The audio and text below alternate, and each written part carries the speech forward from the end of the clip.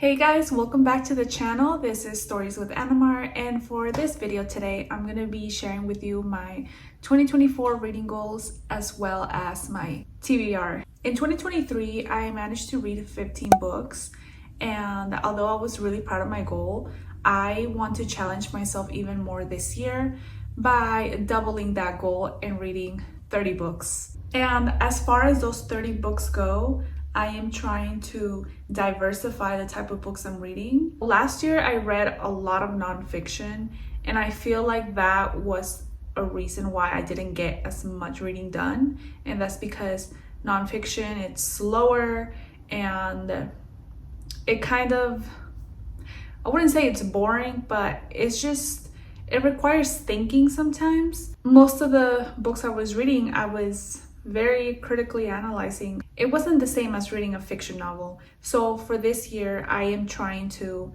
get back into reading more fiction instead of just a bunch of nonfiction. I still plan to read nonfiction. However, I'm not trying to overwhelm myself with a lot of it. Another goal I have set for myself is I want to mainly read from my physical books. I have around 115, 114 books in my physical collection, and out of those there's a little bit more than 50. I don't remember the exact number, but it's a little over 50 that I haven't read yet. So I am but I am setting the goal for myself to mainly read from my books. I will still be reading from other sources, like audiobooks. I expect myself to be listening to a lot of audiobooks because I feel like that's gonna be the easiest way for me to get a lot of reading done. I also realized that by reading on my phone, I get a lot more reading done. Like, I read faster and it's just more convenient, you know?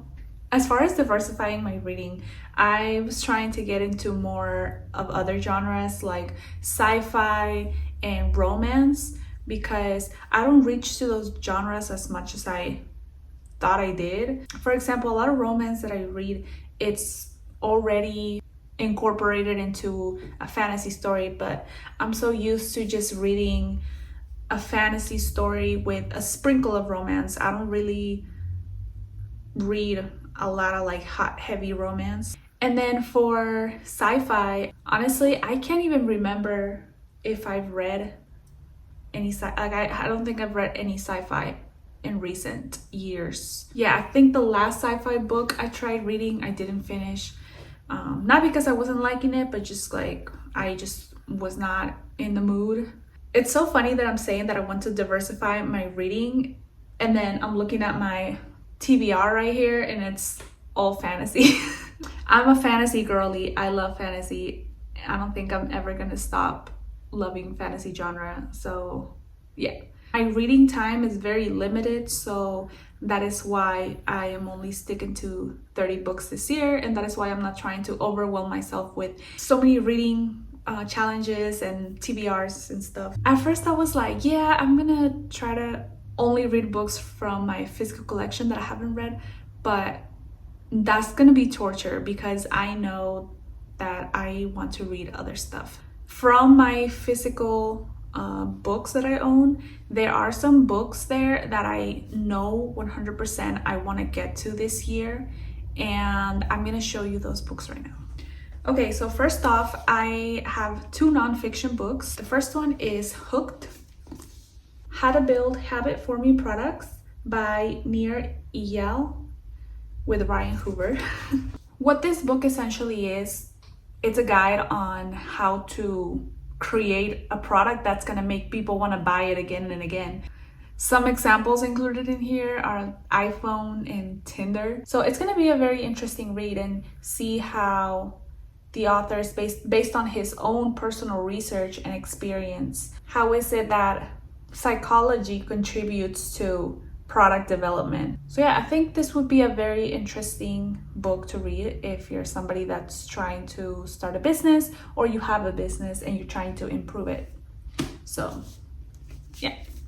And the second nonfiction book I have here is The Audacity to Be Queen: The Unapologetic Art of Dreaming Big and Manifesting Your Most Fabulous Life by Gina Davey. So Honestly, I literally bought this book because of the cover. Because, well, not the cover, the title. I feel like it's gonna be a very empowering book. Yeah, I think it's gonna have a lot of value in it, and I'm excited to read it because I too want to dream big and manifest my fabulous life. All right, so now moving on to the fiction. So first things first, I'm planning to continue a series, or more like a duology, Muse of Nightmares by Laini Taylor. This is the sequel to Strange the Dreamer. And yeah, I was determined to read this as soon as I finished Strange the Dreamer, but I couldn't find the physical copy in this cover, so I ended up waiting.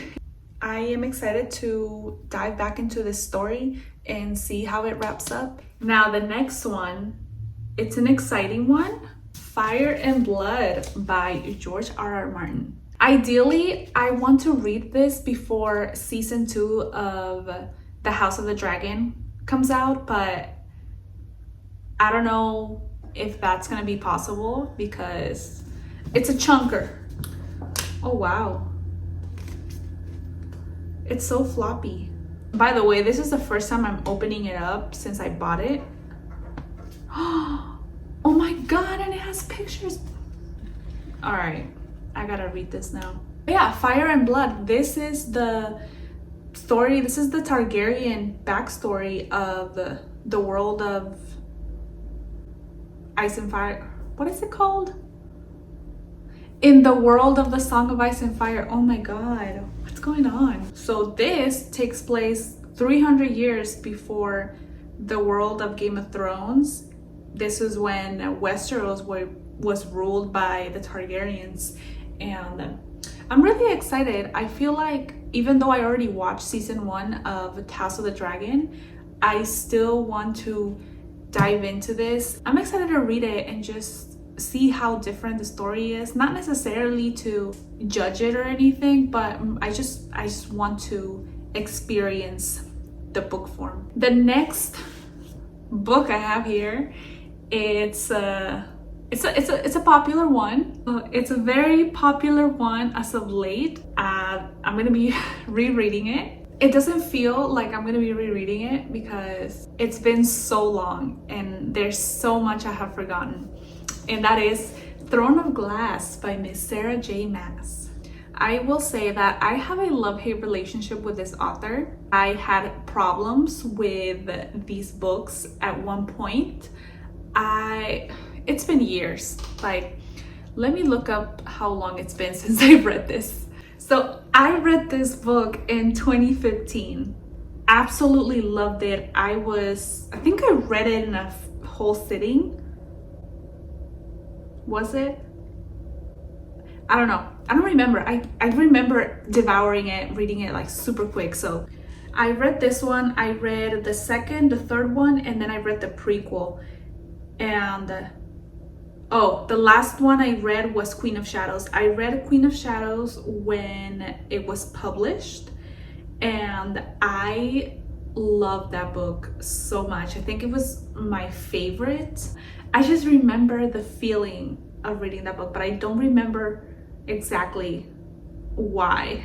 I don't remember what happens. I think in one of my previous videos I mentioned that I might not be continuing this series, but it's been so long.